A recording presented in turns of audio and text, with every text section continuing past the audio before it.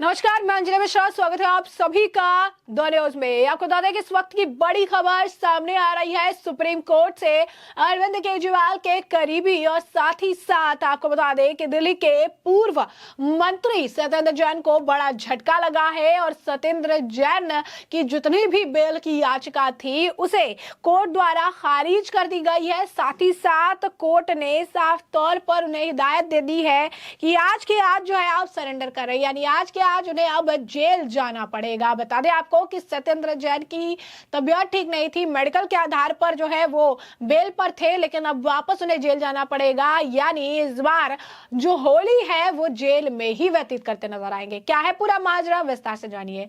तो आय से अधिक संपत्ति से जुड़े मनी लॉन्ड्रिंग मामले में जेल से बाहर चल रहे सत्येंद्र जैन को बड़ा झटका लगा है। सुप्रीम कोर्ट ने इसे लेकर दिल्ली सरकार के पूर्व मंत्री सत्येंद्र जैन की जमानत याचिका खारिज कर दी और तुरंत सरेंडर करने को कहा है। सुप्रीम कोर्ट ने स्पष्ट कर दिया कि सत्येंद्र जैन को आज यानी सोमवार को ही सरेंडर करना होगा। अब सत्येंद्र जैन को आज ही सरेंडर करना होगा और वापस जेल जाना होगा। दरअसल आम आदमी पार्टी के नेता और दिल्ली के पूर्व स्वास्थ्य मंत्री सत्येंद्र जैन फिलहाल स्वास्थ्य के आधार पर अंतरिम जमानत पर थे और आज सुप्रीम कोर्ट में सत्येंद्र जैन की जमानत याचिका पर जस्टिस बेला एम त्रिवेदी के बेंच ने फैसला सुनाया और सत्येंद्र जैन की जमानत अर्जी को खारिज कर दी और साथ ही साथ उन्हें तुरंत जो है सरेंडर करने के लिए भी कह दिया है।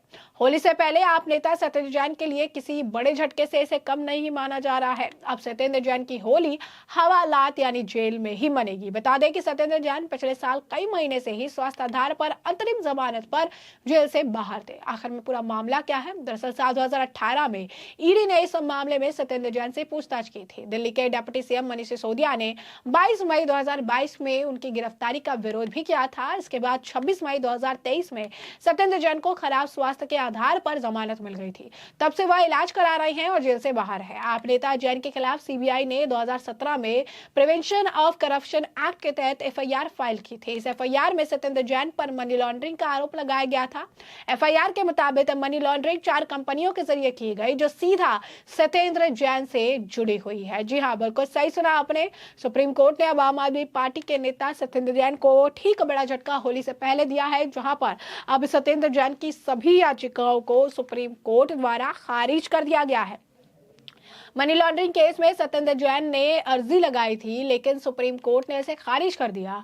अब उन्हें आज ही सरेंडर करना होगा। मनी लॉन्ड्रिंग केस में जैन ने जमानत अर्जी लगाई थी, लेकिन अब यह खारिज हो गई। यह फैसला जस्टिस बेला एम त्रिवेदी और पंकज मित्तल की पीठ ने सुना। पीठ ने अप्रैल 2023 के दिल्ली उच्च न्यायालय के आदेश के खिलाफ सत्येंद्र जैन की विशेष याचिका पर सुनवाई की, जिसमें उन्हें जमानत देने से इनकार कर दिया था। इस मामले में 4 दिन की सुनवाई के बाद जनवरी में फैसला सुरक्षित रख लिया गया था।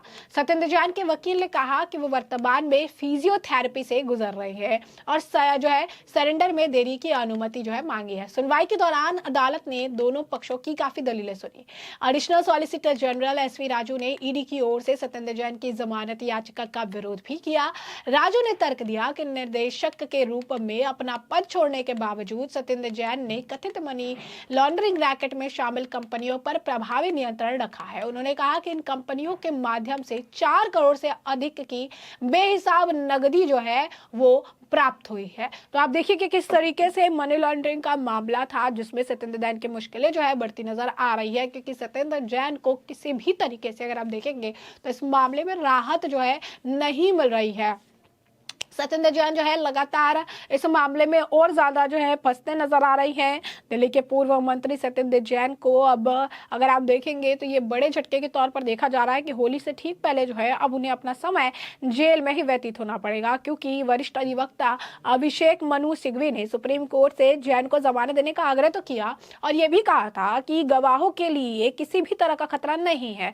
वहीं ईडी ने पूर्व मंत्री की जमानत याचिका का विरोध करते हुए कहा था कि जब भी वह जेल से बाहर आना चाहते हैं तो वो चिकित्सा आधार पर जमानत लेते हैं। जब भी उन्हें जेल से बाहर आना होता है, जब भी उन्हें जेल से बाहर का काम होता है, या तभी जब भी वो सोचते हैं कि वो जेल से बाहर रहे लंबे समय तक, तो ऐसी सिचुएशन में, ऐसे अगर आप कहेंगे स्थिति में, वो ज्यादातर ये कोशिश करते हैं कि वो जेल से बाहर रहे। और यही कारण है कि वो इसके लिए मेडिकल को आधार बनाते हैं, मेडिकल सिचुएशन का हवाला देते हैं, मेडिकल स्थिति को लेकर चीजें जो है कहते नजर आते हैं और इसी वजह से जो चीजें हैं वो बदलती हुई नजर आती है। अब अगर आप देखेंगे तो इसे सरेंडर करना पड़ेगा। वो स्वास्थ्य कारणों के चलते अंतरिम जमानत पर बाहर थे।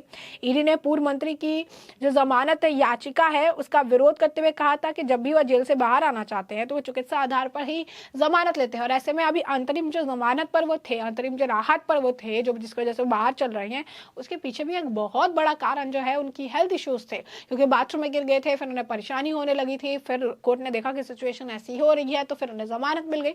लंबा समय हो गया उन्हें जमानत मिले हुए, और कोर्ट का कहना है तो इस हिसाब से अगर देखा जाए तो कई सारे अपराधी हैं, कई सारे लोग हैं जो सुख वाले लोग हैं, तो इस तरीके से मेडिकल ग्राउंड्स पे लंबे समय तक बाहर रह सकते हैं। लेकिन कोर्ट ने स्पष्ट तौर पर अपनी बातें सही तरीके से रखी और ये कह दिया है कि किसी भी तरीके से सत्येंद्र जैन को यहाँ पर कोई भी राहत जो है नहीं दी जाएगी, किसी भी तरीके से जो है सत्येंद्र जैन को कोई स्पेशल ट्रीटमेंट नहीं मिलेगा। आपकी बेल जब तक की थी वो खत्म हो चुकी है और अब आप सीधा तिहाड़ जेल जाएंगे, यानी जेल आपको जाना है वो निश्चित है, और जेल आपको जाना आज ही जाना है। आज ही तिहाड़ जेल जाने के बाद जो है कहिए जितनी याचिका थी, जो भी याचिकाएं थी, उसे सबको खारिज कर दिया गया है।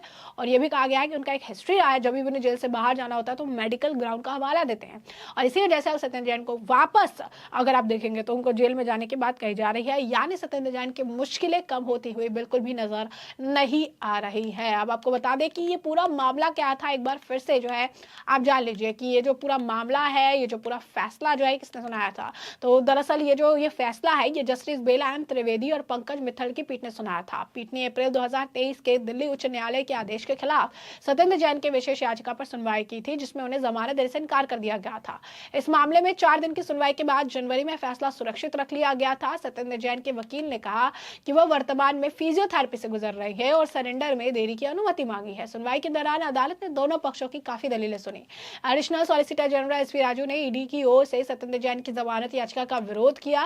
राजू ने तर्क दिया कि निर्देशक के रूप में अपना पद छोड़ने के बावजूद सत्येंद्र जैन ने कथित मनी लॉन्ड्रिंग रैकेट में शामिल कंपनियों पर प्रभावी नियंत्रण रखा। उन्होंने कहा कि इन कंपनियों के माध्यम से 4 करोड़ से अधिक की बेहिसाब नकदी जो है प्राप्त हुई है, और यही कारण है कि सत्येंद्र जैन के इस मामले में कोई भी राहत या किसी भी तरीके की अगर आप कहेंगे कि कुछ भी जो है उन्हें नहीं दी जाएगी, और आज के आज सत्येंद्र जैन को तिहाड़ जेल वापस जाना पड़ेगा, यानी सत्येंद्र जैन अब जेल में ही जो है होली मनाएंगे। तो ऐसे में हमने आपको जो पूरा मामला है ये बड़े विस्तार से बताया है कि यह पूरा मामला क्या है, और इस मामले पर बाप की भी जो राय हो हमें कमेंट सेक्शन में कमेंट करके जरूर से जरूर साझा करिएगा।